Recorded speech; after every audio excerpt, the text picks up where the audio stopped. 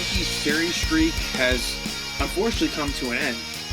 And I think that it's more than that in terms of the importance here, and that is the fact that the Yankee injury bug is back, or maybe I should just say continuing. I don't think it really ever went away, but one of the fun stories and really what was representative of the success of this Yankee team recently was the starting pitching, and in particular Corey Kluber, who in his last start pitched a no-hitter.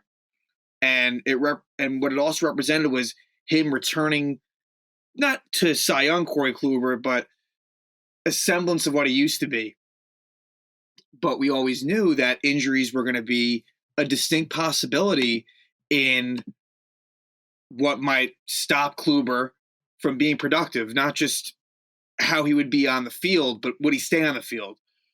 And unfortunately, in the first start after the no-hitter, he would only throw 3 innings, would leave the game, right shoulder injury, and it's a strain, they're calling it, and he's going to be out for approximately at least 8 weeks. So he's going to be completely shut down for 4 weeks. And apparently with an injury like this, the amount of time you're shut down is then going to be the same amount of time it's going to take for you to come back. So there's no guarantee that Kluber is back again at all this season. It doesn't sound like that's the case. It sounds like he will return, but it is no guarantee. And you always knew that this was a possibility, but it just hurts because he was really starting to round into form. And maybe it'll somehow be a blessing in disguise where he can be, back with good health when it really counts. Not to say it doesn't within the next 2 months, but at the same time, I don't think you can count on him. I don't think that you can just say, all right, well, Corey Kluber is quote unquote, a trade deadline acquisition. I wouldn't view it that way. So with Kluber, it's definite concern and not what you want. Another key injury is Luke Voit. Now, Luke Voit, since he returned, really had done nothing at all. He did not look like he did last season, and Voit now is going to be out, I would say, at least 4 to 6 weeks with a right oblique strain. So Voit, again, it's shaping up like it's going to be a lost year for Voit. It just is. I mean, he probably won't be back until the Yankees are 100 games through the season, and he's done basically nothing. I mean, he's played now for, I guess, a couple of weeks or so, and he hit 1 home run, and, he batted 182, so just really bad overall. So Voit out of the mix for a while. And then also just confirmation that Aaron Hicks did have that wrist surgery, and he is going to be out for the season.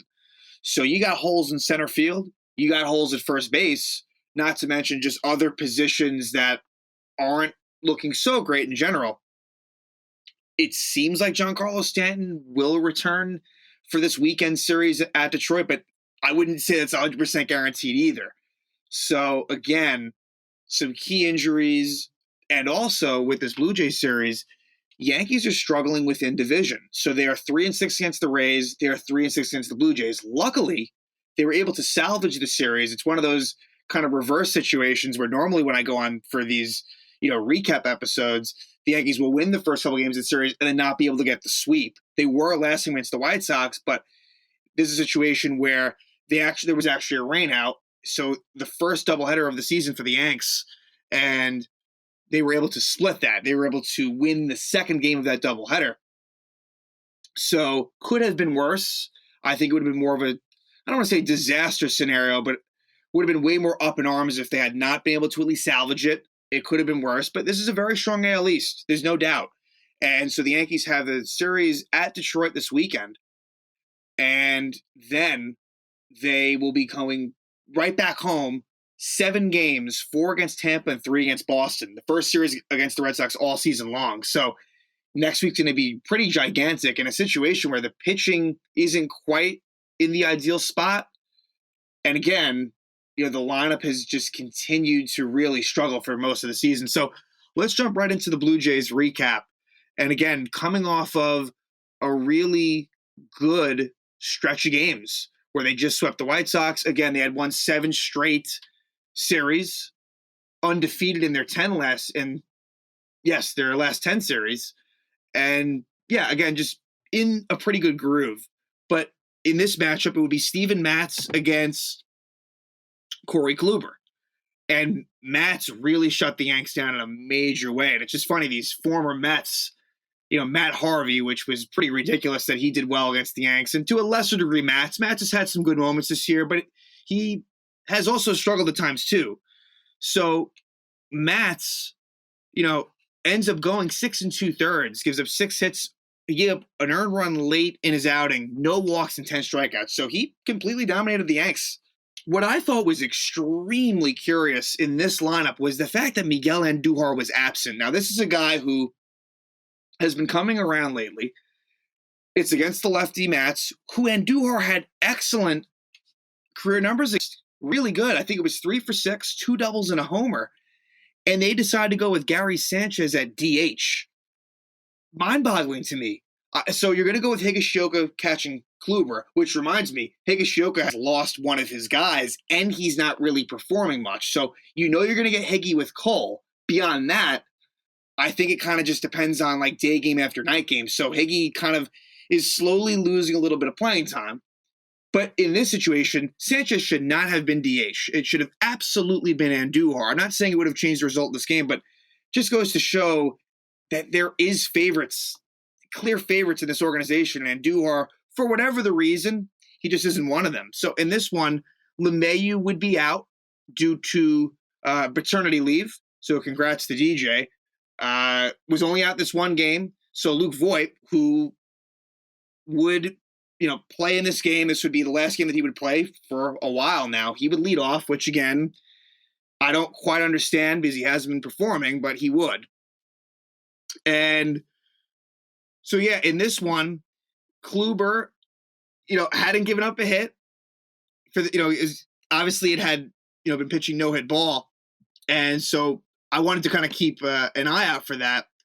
In the third is when it would kind of unravel for Kluber in a way.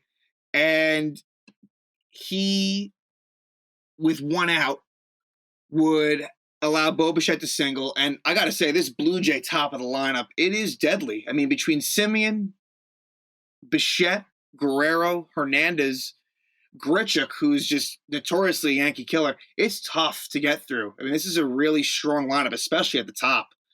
And so Bichette singles, then Kluber. It's a throwing error for Kluber as he tries to pick off Bichette, and it goes by Voit. So you have a base open for Vladimir Guerrero. I know that Teoscar Hernandez is not by any means easy, but with the base open there, I would have pitched extremely carefully to Vlad. Unfortunately, Guerrero hits a 2-run homer. So that ended the starting rotation run streak, which Kluber had started. So it ended right there, a 2-run homer for Guerrero. But little did we know that would be it. Kluber would finish that inning, and then he would be replaced. Michael King would come in the fourth. So King, and you knew at this point that something was wrong. That Kluber, again, the pitch count was fine. He had just given up the 2-run homer to Guerrero, so he's out of the game. And so then King comes in, and with one out in that inning, gives up a solo homer to Lourdes Gurriel. So it's 4-0. And Matz is just simply cruising against the Yanks. And so you knew that it was going to be a rough night.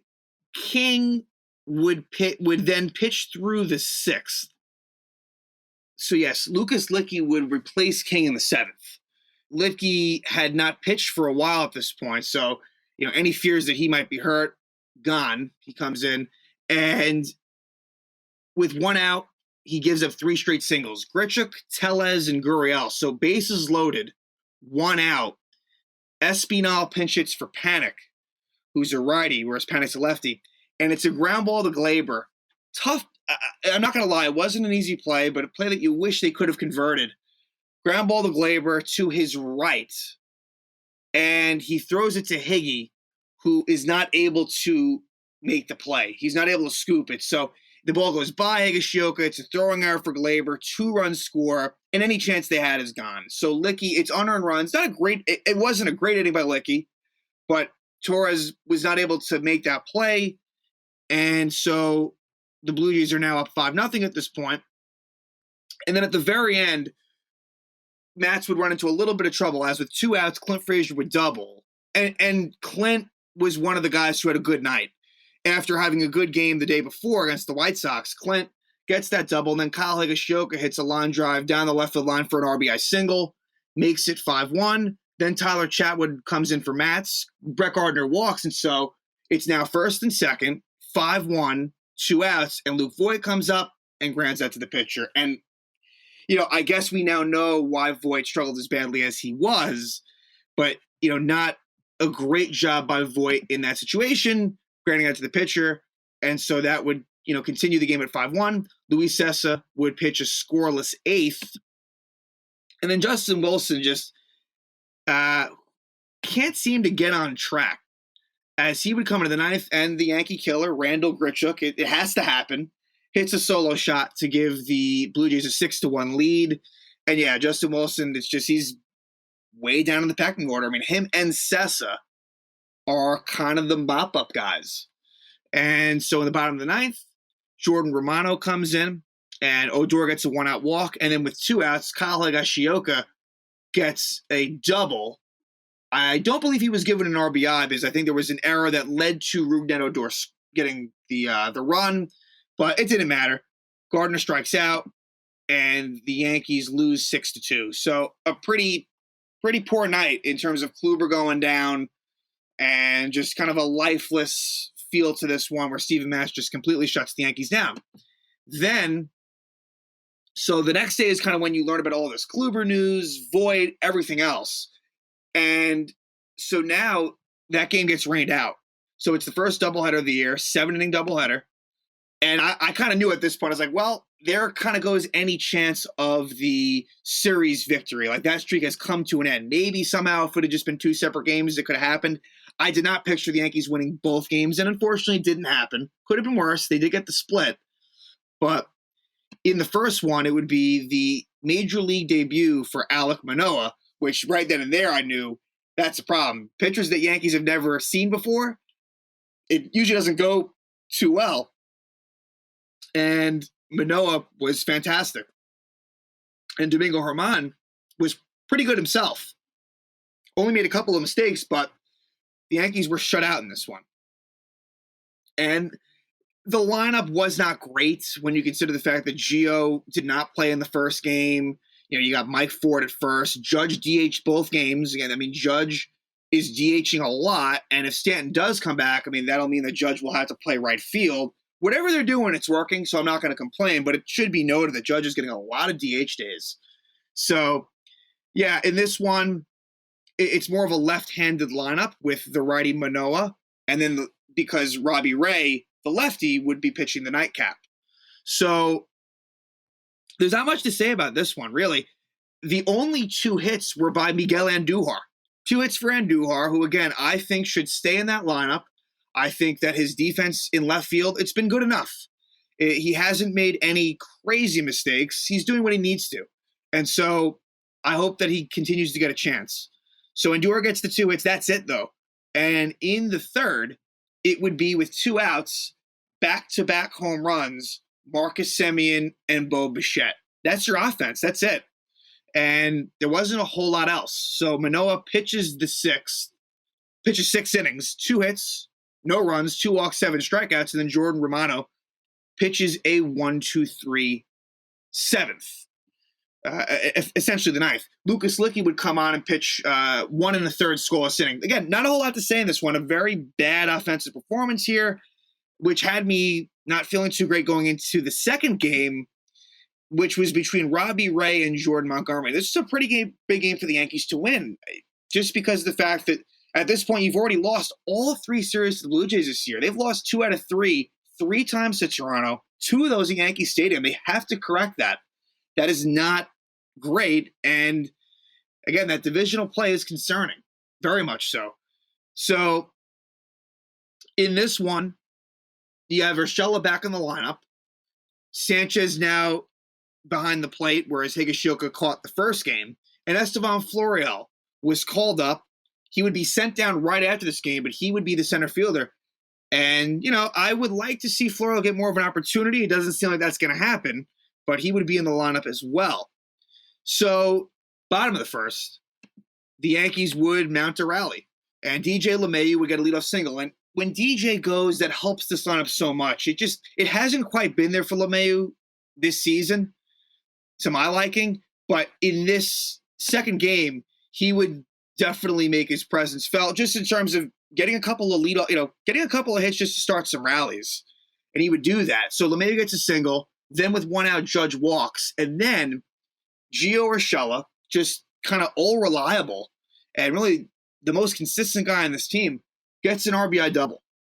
Unfortunately, Judge would be thrown out at the plate. And that it wouldn't stop there in terms of being thrown out. I could live with taking that chance there. He was thrown out by a good amount, but Judge tried and, was gunned down. So Frazier would strike out to end the inning. So 1-0 Yanks at this point, and Montgomery runs into trouble in the top of the third, where he gives up a leadoff single to Santiago Espinal, an infield hit. Then he's able to get a double play via a line out of Jonathan Davis. He lines out right to Gio, who throws to DJ, and they double off Espinal, who is running. So you think, okay, crisis averted, not so fast. He does what he could not do, and that was walk Danny Jansen with 2 outs, the number 9 hitter. That's problems. And then Marcus Semien works a really great at-bat. He gets a walk. First and second, 2 outs, and who does it again, like the first game? Bo Bichette. 3-run homer for Bichette, 3-1 Toronto. And not good thoughts at this point. But right away in that third, with 1 out, LeMahieu singles, just as he did in the first. And then with 2 outs on a 3-0 pitch, Aaron Judge hits his 13th home run of the season, dead center field, beyond Monument Park. And Judge has been very good. It's important that he stays on the field because I have to say he has been really spectacular. After kind of getting off to a rough start, he's been almost under the radar, very, very solid, and has been a key piece in the middle of that lineup with not many guys doing a whole lot. So Judge ties it up with a really key 2-run homer in a shortened 7-inning game. So Montgomery would pitch a scoreless fourth, and then in the bottom of the fourth with 1 out, Gary Sanchez with a deep solo home run, and it's needed. And Sanchez, again, he is what he is at this point. He's going to be a guy that hits around 180. You just hope he hits for power, and you hope that his defense is good enough. And I guess lately his defense has been okay. And so Sanchez and Higashioka are going to split time, and just don't give me too many Sanchez DH days. And I think with Giancarlo likely coming back, we won't be seeing that too much. But Gary hits an important home run to give the Yanks the lead, 4-3. In the fifth, Montgomery gives up a leadoff single to Jonathan Davis, then gets the key double play, Danny Jansen, but then he gives up a 2-out single to Semien. So he was 1 out away from qualifying for the win, but what was the right decision because Bichette had homered off in last at bat. He's taken out at 4 2/3. So not a great outing for Montgomery, but he keeps him in it. And with Montgomery, it's definitely inconsistency, where you can see at times he has great outings and at times not so much. Loaizaga comes in relief and gets Bo Bichette to strike out. So that was key. Really big at-bat there. So 4-3, bottom of the fifth, and Tyler Wade reaches on an error by Robbie Ray. Kind of surprised that they ruled this an error. It could have been an infield single, and that's the key with Tyler Wade. If he can just put the bat on the ball, hit it on the ground, he's so fast that he can beat it out. And then with 1 out, he would steal second base. So that's where, with guys struggling, I don't mind getting Tyler Wade some at-bats. I know this is a guy who, when he gets enough at-bats, he will not hit. I know his batting average is actually halfway decent right now, but he's someone that I think can add a little bit of a different element. And with Rougned Odor struggling, my expectations for him weren't too high. So I'm not surprised. And Odor has had some clutch hits and has played some relatively pretty good defense. I don't mind getting Wade in there. The problem is he's kind of useful off the bench with how short they are in the outfield as well and kind of what he can do. So I think he might be more of a weapon off the bench in that way. But either way, Gleyber Torres would walk, so first and second, and it would be a wild pitch for Robbie Ray, moving it to second and third. And I was a little surprised that they left Ray in, considering Judge homered off him. A.J. Cole was warming up, the former Yankee, And Judge hits a deep sac fly to right. So a very productive, good at-bat for Aaron Judge and gives the Yankees that 5-3 lead. And so then Ray would be taken out of the game for Cole, and Cole would strike out Urshela. But again, Judge just really steady lately, and it makes it 5-3. Loaizaga would continue on in that top of the sixth, leadoff single for Guerrero. Then he gets the double play of Teoscar Hernandez. And this is a really nice play by Tyler Wade where he did everything he could to get this double play. He's able to tag out Guerrero and then throw out Hernandez at first. Guerrero didn't really play that well, but if Wade tries to just go to Torres at second, I think Hernandez beats it out. So it was perfect. But then Grichuk and Gurriel single. So I'm noticing here that there were some key double plays. If not for some of these double plays that happened, these could have been some really big innings for Toronto. And the Yankees have been good in that way of getting some of those double plays. So it is first and second, 2 outs, and Rowdy Tellez pinch hits for Espinal. So lefty Tellez, they bring in Wandy Peralta, who has struggled lately. Gave up a couple of home runs to righties, Michael Franco and Jose Abreu, but he's able to get Rowdy Tellez to ground out. And that was key. Look, there's no doubt Wandy Peralta is in a very high leverage spot in this bullpen, which I don't love necessarily. I don't see how he's been so much better than Lucas Licky.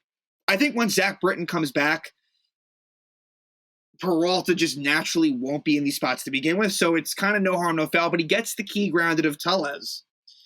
Then the Yankees, in the sixth, get a 1-out single from Sanchez, so it's a multi-hit game for Sanchez. We don't see too many of those. I believe they said it was his 4th multi-hit game of the season, his 2nd since like April 7th, but a good night for Gary. And then Estevan Florial gets a double to left field, really well-hit ball, like what I saw, but for some reason, Mendoza, with Nevin still out battling COVID, or I'm not sure where he's at in his recovery, Mendoza sends Sanchez home, and he is out by a mile. Again, the base running on this team, whether that be coaching or the players, has been horrendous. And it's going to come back to bite in a really important situation. It hasn't so much. It feels like these have been happening in some wins, but just Sanchez, it was so obvious, just hold him. Like the Judge one, I could understand sending him. This one made absolutely zero sense. And so Florial's double is kind of ruined a little bit by the fact that Sanchez is thrown at the plate. Then in the 7th, so in effect the top of the 9th, it's Chad Green.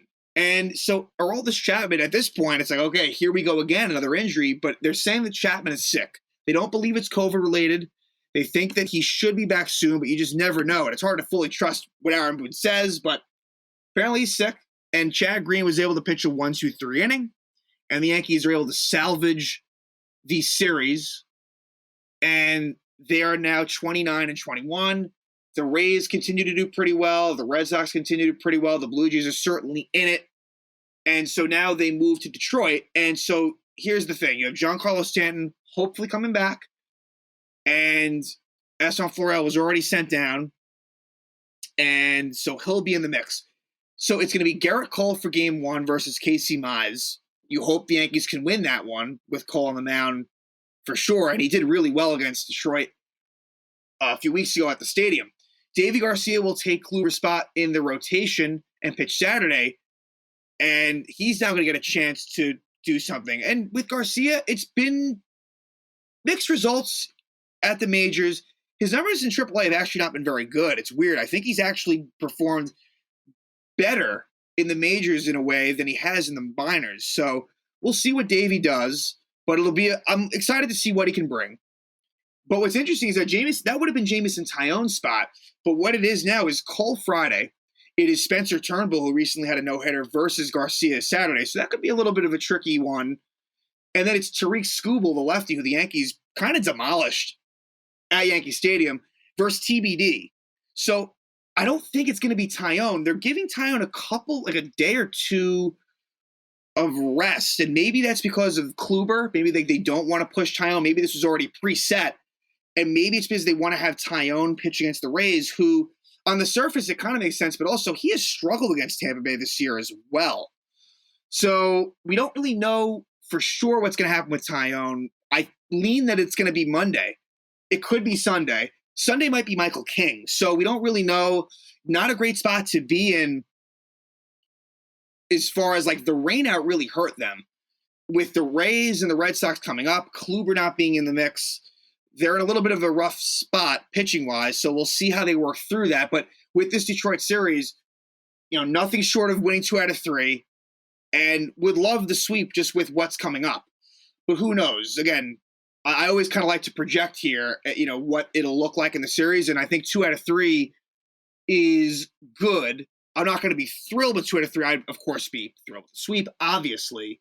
And if you lose a series, that's not good. And I wouldn't expect it, especially with Cole going for game 1, but we'll see. And then a really big week of 4 games against the Rays and then the first series against the Red Sox.